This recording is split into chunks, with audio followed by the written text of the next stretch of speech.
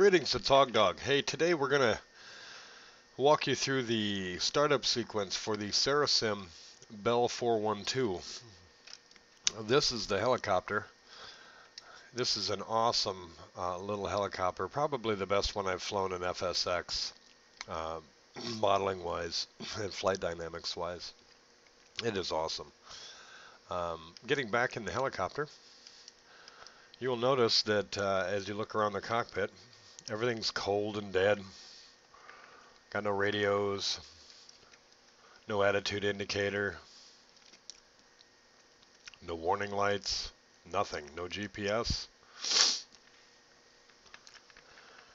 I went and shut this helicopter completely down before this video. So anyway, from the main cockpit, if you press A twice, you'll get to the overhead panel. That's the overhead panel. You may find that the way that it comes in is kind of like this. So you may have to move your hat switch up a little bit just to see the whole panel. But in here, this is where all of your electrical stuff is. Your lighting, exterior and interior. Your heaters are here and here. Those are your wipers, of course. And that is your standby attitude indicator switch to whether to arm it or disarm it. We're going to start with that one. Turn it on. I'm in Australia, so it's fairly nice here. So I won't be turning on the heat today, but I will go back over to the electrical area, and I will turn on battery 2, generator 1, both the inverter switches, and I will turn on these 3 switches, which are exterior lighting. And if it was at night, I might click these switches as well to turn on my dashboard lighting. That's interior light. Once my batteries and stuff are on, first thing I do is turn on my radios. Got 6 of them. Automatic direction finder, your squawk, nav 1, nav 2, and your comm radios. The next thing I'll do is I will turn on my fuel switches.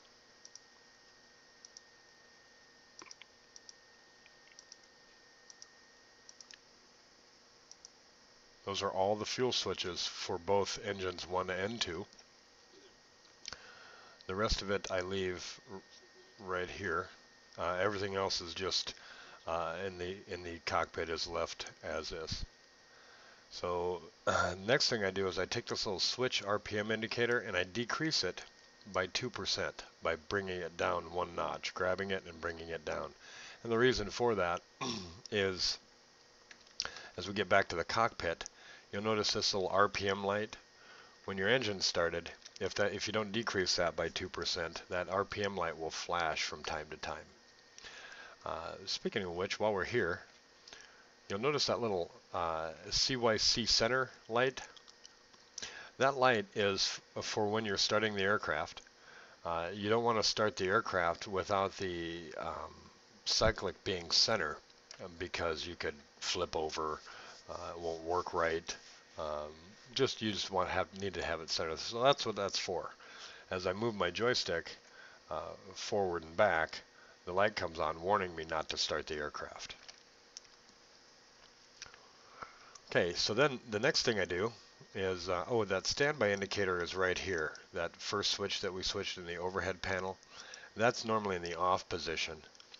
That's a standby attitude indicator should this one go out, but I like to turn it on. Okay, moving down to the collective. This is the collective. This is the cyclic.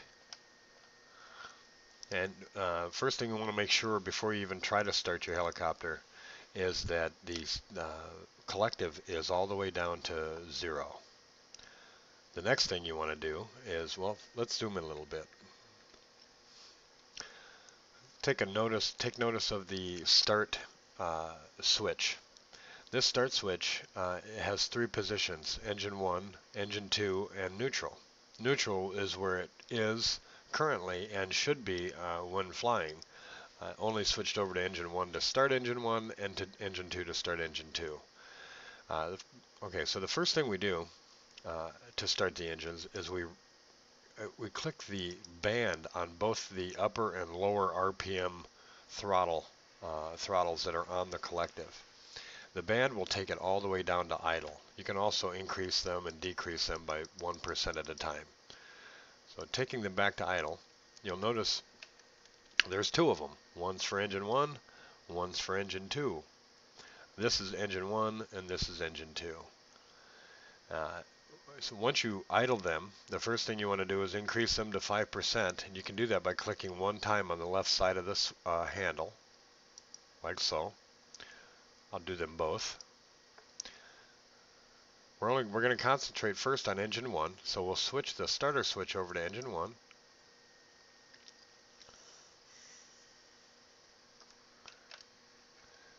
Now you can't hear it, but if you were in the aircraft you could hear the engine starting up, and you'll notice that this needle gets up to about 60%, and it'll hold there until, here, let's zoom out a little bit so you can see both, until you increase your throttle. Notice as I increase it that needle goes up. Now I don't have to click this one at a time. I can just come down here on the band that's at the lower part of the grip and click it one time for full increase, and you'll notice that engine 1 and the rotor, here let me zoom in again, that little R indicates the rotor blade on the back of the helicopter. Those have spun up all the way to 100%. They're good to go. So switch this back to the neutral position. Make sure we're at idle. And we're at 5%. So we click idle. One time 5%. We did that earlier, but just to remind you. And then we switch it over to engine 2. And I can hear engine 2 firing up. And one thing that I will look for is this needle. As this needle increases, and once it gets past in the yellow area, you can switch this position back to neutral. And you want to do that because during flight, if you leave that in the starter position, your engine will turn on, turn off, turn on, turn off.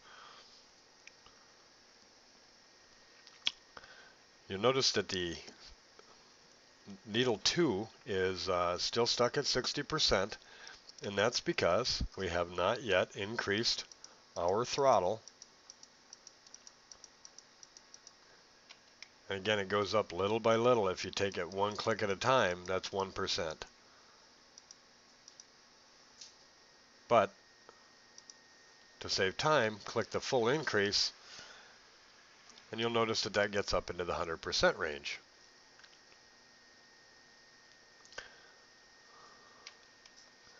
So now the RPM light is out because we did the RPM decrease by 5%. We have no master caution light. Everything's off as far as warnings go. The helicopter is running.